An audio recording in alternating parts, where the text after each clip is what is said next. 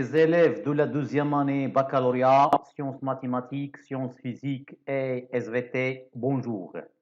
Dans cette capsule vidéo, je vais présenter la deuxième partie du chapitre 1 de la chimie intitulé Les transformations rapides et les transformations lentes. Donc, grand 2, les transformations rapides et lentes. Et je vais commencer avec les transformations rapides. Petit a, activité 2. Donc, dans cette activité, on va bien sûr parler c'est quoi une transformation rapide. Donc, on verse 20 ml de solution de sulfate de cuivre 2, Cu2 plus SO4 dans un tube à essai 1. Voilà le tube à essai 1 qui est en bas. On ajoute 10 ml de la soude Na plus HO- de deuxième tube à essai 2. Donc la première question, qu'observe-t-on? Quel est le nom du précipité formé? Écrire l'équation de sa transformation. S'agit-il d'une transformation rapide ou lente? Donc la première des choses, comme vous voyez ici, donc on a l'apparition instantanée d'un précipité. Donc voilà la première question, qu'observe-t-on? On observe l'apparition instantanée d'un précipité. Quel est le nom de précipité formé? Donc il s'agit de l'hydroxyde de cuivre 2.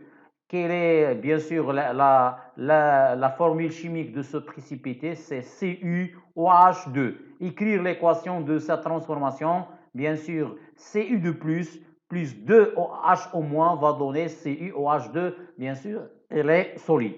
La quatrième question, s'agit-il d'une transformation rapide ou lente? Bien sûr, puisqu'elle est instantanée, l'apparition d'un précipité instantané, bien sûr, il s'agit d'une transformation rapide. Maintenant, on va passer à la correction. Petit b, exploitation. Donc, on observe l'apparition instantanée d'un précipité bleu. La deuxième question, le nom du précipité formé est l'hydroxyde de cuivre grand 2, dont formule chimique CuOH2. La troisième question, écrivons l'équation de sa transformation. Cu2 plus 2OH- va donner CuOH2 solide. Et la dernière question, comme j'ai déjà signalé, il s'agit d'une transformation rapide car elle est instantanée. Maintenant, le bilan de cette activité. Donc, c'est quoi une transformation rapide? C'est tout simplement une transformation qui se fait dans une durée qui est trop courte. Voilà, une transformation rapide, il se fait en une durée trop courte, de telle façon qu'on ne peut pas suivre son évolution à l'œil nu ou avec les instruments de mesure usuels. Voilà, maintenant je vais vous donner des exemples. Donc, premièrement, certaines réactions de précipitation comme on a vu dans l'activité. Deuxièmement, la décomposition d'un explosif. Et le dernier exemple, certaines réactions d'acido-basique. À titre d'exemple, H3O plus OH- va donner 2OH2O, bien sûr. Maintenant, on va passer aux transformations lentes. Et c'est les transformations lentes qui nous intéressent, bien sûr, parce qu'on va faire le suivi de ces transformations.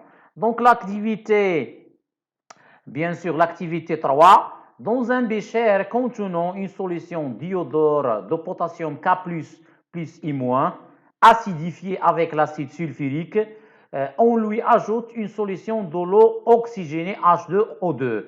À quoi correspond le changement progressif? Regardez ici le terme progressif de la couleur du mélange réactionnel. La deuxième question, s'agit-il d'une transformation rapide ou lente?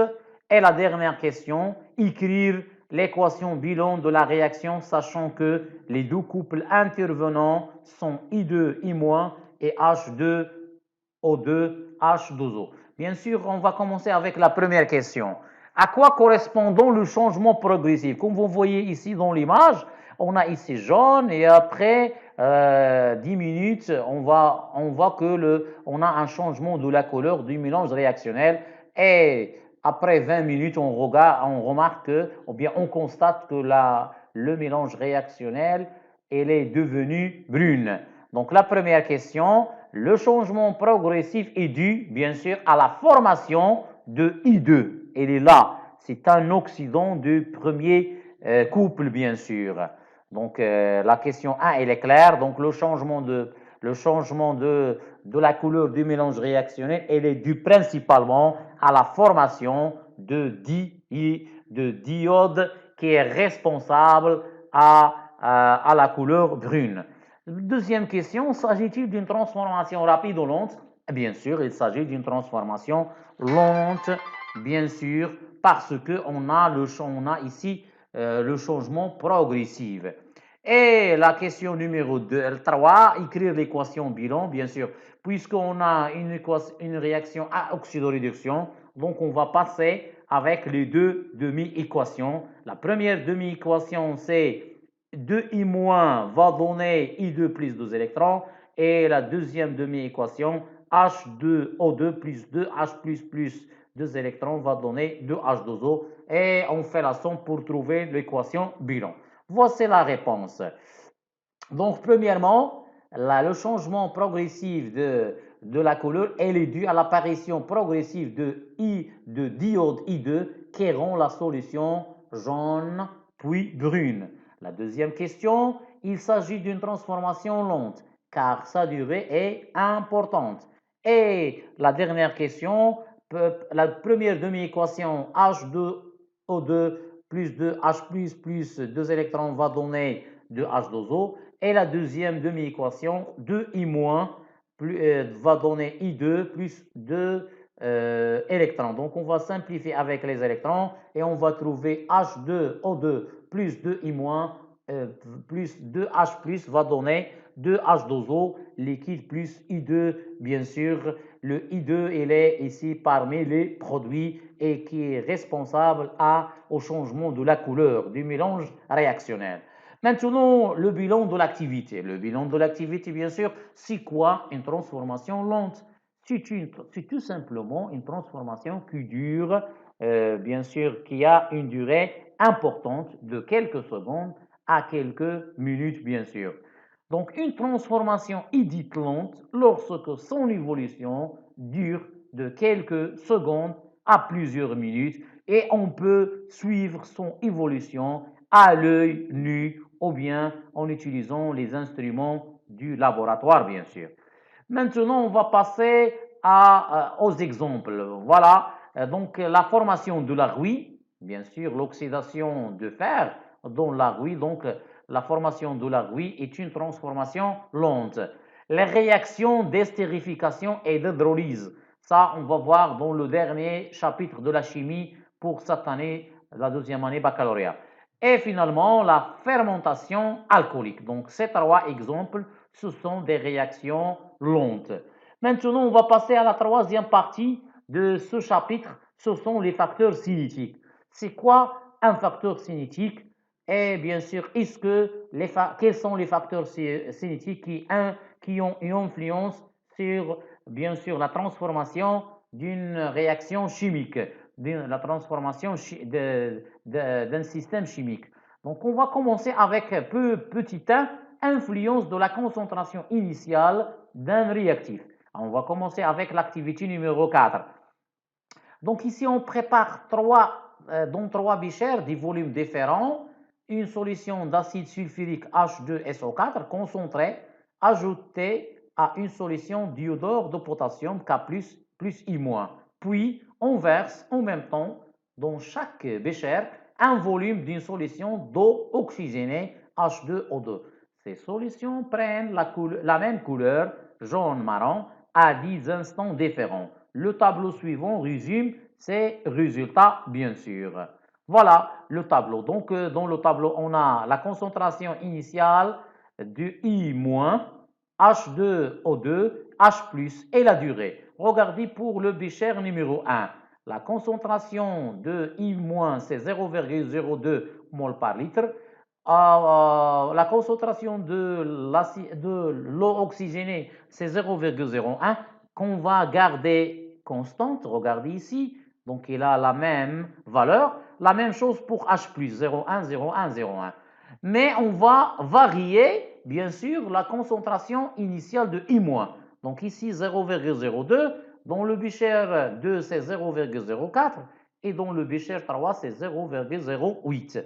Donc, pour le Becher numéro 1, donc la durée de la transformation, c'est 360. Par contre, dans le Becher 2, c'est 240.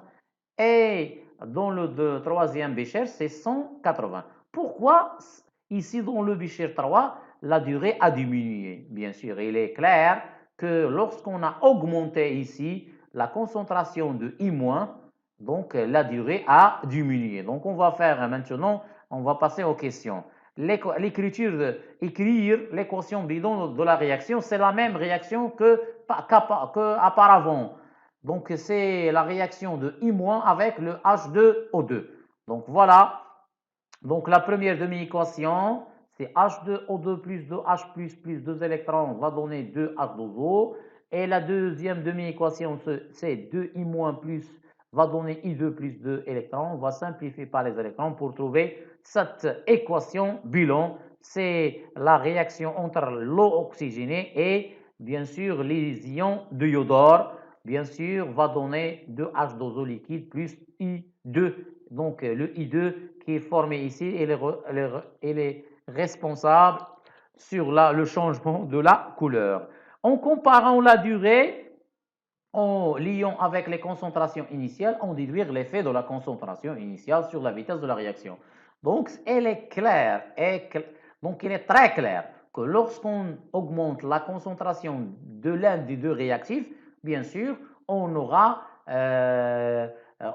bien sûr la transformation, elle sera bien sûr elle sera dans une durée qui est faible. Donc, plus la concentration est grande, plus la durée elle est faible.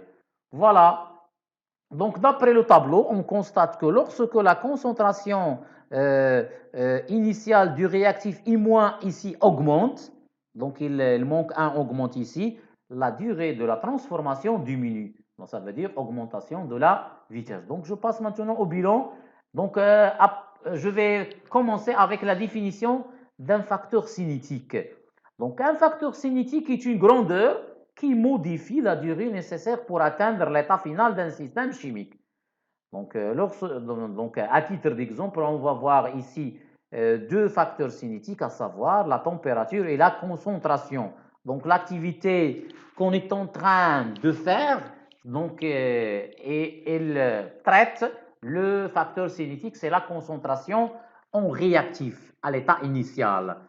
Maintenant, plus la concentration initiale d'un réactif est grande, plus l'état final est atteint rapidement. Voilà. Donc, lorsqu'on augmente la concentration, bien sûr, la vitesse de la réaction va augmenter. Maintenant, on va passer à l'influence de la température sur la vitesse de la réaction. Bien sûr, c'est le deuxième, bien sûr, c'est le deuxième facteur cinétique. Donc, on va commencer avec cette activité. C'est la dernière activité numéro 5. Donc, verser dans deux béchers A et B 10 ml d'une solution d'acide oxalique à 0,5 mol par litre. Laissez le bécher A à température ambiante, ça veut dire à 20 degrés C, et portez le bécher B à 60 degrés C à l'aide d'un bain-marie. Donc, le bécher A, elle est à température ambiante, à 20 degrés C, et le bécher B, elle est porté à une température de 60. Donc, on a augmenté, ou bien on a élevé la température. Donc, ajoutez 3 ml de solution acidifiée de permanganate de potassium à 0,1 mol par litre dans chacun des deux béchers. Comparez la durée de décoloration de chaque mélange.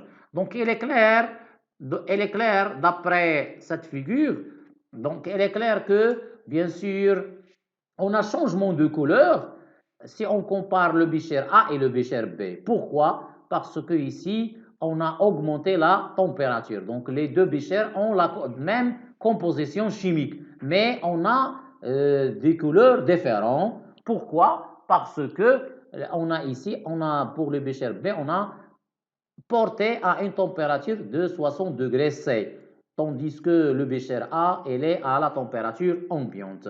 Donc, si vous voulez, la conclusion, bien le bilan de cette activité, plus la température est élevée, plus, bien sûr, la transformation est accélérée. Donc, exploitation, tandis que la coloration violette persiste plusieurs minutes dans le bécher A, elle disparaît bien plus rapidement dans le bécher B. Pourquoi? Parce que le bécher B, elle est à la température 60. Les deux systèmes ont la même composition initiale, mais évoluent à des températures différentes. Et finalement, le temps de décoloration est d'autant plus faible que la température est plus élevée. En conclusion, on conclut que la vitesse d'évolution d'un système chimique est d'autant plus grande que sa température est plus élevée. Donc, c'est bien sûr la conclusion qui est très intéressante et très importante. Plus, donc l'évolution, la vitesse d'évolution d'un système chimique est d'autant plus grande que sa température est plus élevée. Donc, on va passer maintenant au bilan de cette activité. Donc, pour le bilan, plus la température du milieu réactionnel est élevée, plus l'état final est atteint rapidement. Maintenant, le dernier paragraphe, quelques applications des facteurs cinétiques. Donc, premièrement, on peut ralentir ou accélérer une transformation chimique en agissant sur les facteurs cinétiques. Deuxièmement, on accélère les transformations en augmentant la température du milieu réactionnel. Et finalement, on ralentit ou on bloque la transformation ou contrôler les transformations dangereuses en diminuant la température du milieu réactionnel ou en diluant les réactifs. Regardez ici, lorsqu'on dilue les réactifs, ça veut dire qu'on diminue les concentrations. Maintenant, on va faire un exercice d'application. C'est un bon exercice. Donc, voilà l'exercice. Donc, je vous laisse, si vous êtes arrivé à cet exercice, il faut stopper la vidéo et après, vous faites cet exercice et après, vous continuez à suivre la vidéo, bien sûr, pour voir la correction, pour voir ce que vous avez fait. Donc, on prépare deux mélanges de composition suivantes. Le mélange 1, V égale à 10 ml d'eau oxygénée aux solutions de peroxyde d'hydrogène. Donc, l'eau oxygénée ou bien peroxyde d'hydrogène, c'est la même chose. De concentration C égale à 0,5 mol par litre et V' égale à 20 ml d'une solution d'iodore de potassium acidifié de concentration C' égale à 1 mol par litre.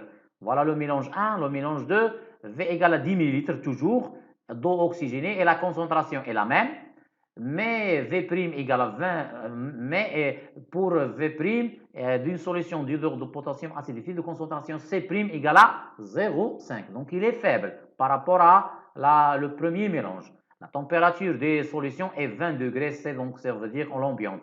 Une coloration brune apparaît au cours du temps dans chaque mélange, plus rapidement dans le premier que dans le second.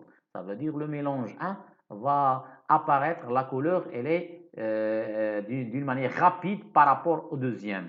Première question, écrire l'équation de la réaction d'oxydoréduction qui se produit dans chaque mélange. Donc, on a déjà vu. Deuxième question, calculer les concentrations initiales en réactifs dans chaque mélange.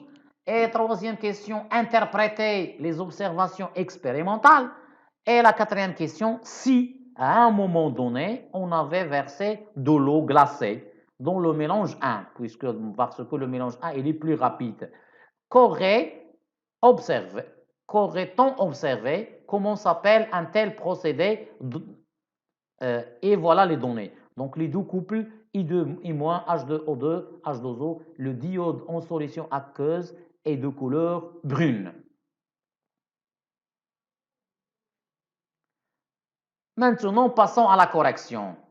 Donc, la première question, c'est l'équation de la réaction. Donc, on a déjà vu la première demi-équation, H2O2 plus 2H plus 2 électrons va donner 2H2O. La deuxième demi-équation, 2I- va donner I2 plus 2 électrons. Donc, on va trouver l'équation bilan de la réaction. C'est bien sûr H2O2 plus 2H plus 2. Ici, on a la flèche. Ici, on a une seule flèche. 2H2O plus I-. Calculons les concentrations initiales en réactif dans chaque mélange. Donc, on va calculer la concentration de H2O2 et de I-. Dans les deux mélanges, donc H2O2 existe dans les deux mélanges, à quoi est égale la concentration? C'est la quantité de matière sur le volume. Donc, on met entre crochets. Donc, NI H2O2 sur V total. C'est quoi le V total? C'est V plus V'. Et c'est quoi le NI de H2O? C'est C fois V. Voilà. Donc, la concentration de H2O2 égale à C fois V sur V plus V'. Donc, ce n'est pas la peine de convertir les volumes. Donc, on va trouver application numérique 0,5 fois 10 sur 30, donc va donner 1,7 mol par litre. Mais dans le mélange 1, donc on va calculer maintenant la concentration de I-. Donc le I-, c'est la quantité de matière de I-, c'est V total. Donc c'est C' fois V' sur V plus V'. Donc application numérique 1 fois 20 sur 30, soit donc ici c'est 6,6 fois 10 à la puissance moins 1 mol par litre. Voilà la flèche et l'appareil ici de la réaction. Donc regardez ici, donc la concentration de I- égale à 6,6 fois 10 à la puissance moins 1 dans le mélange 1. Donc maintenant, je vais calculer dans le mélange 2. Voilà, c'est 6 secondes fois V' sur V plus V'. Donc c'est 0,5 fois 20 sur 30. Donc il va donner 3,3. Donc si vous constatez 3,3 n'est que la moitié de 6,7 à peu près. Donc la concentration initiale elle est plus élevée dans le mélange 1, bien sûr de I-. Donc en passant à la question 3, la coloration brune qui apparaît est due à la formation de diodes. L'apparition de diodes est plus rapide dans le mélange 1 que dans le mélange 2. Pourquoi? Car la concentration initiale en ion diodore est 2 fois plus grande dans le mélange 1 que dans le mélange 2. La dernière question, l'eau glacée. Bien sûr, l'eau glacée refroidit et dilue. Donc, il a deux rôles. Le refroidissement, ça veut dire elle va abaisser la température. Et ici, la dilution, elle va bien sûr diminuer la concentration. Donc, l'eau glacée refroidit et dilue. On fait intervenir simultanément deux facteurs cinétiques. C'est la concentration en réactif et la température. Pour le procédé, on l'appelle trempe. Donc la coloration est cessée d'évoluer car la réaction est stoppée. Donc la réaction elle est stoppée parce que le procédé de trempe cesse, va arrêter l'évolution de la transformation bien sûr. Ce procédé est appelé une trempe chimique. Voilà, donc c'est la fin de cette vidéo. Merci et à la prochaine vidéo, Inch'Allah.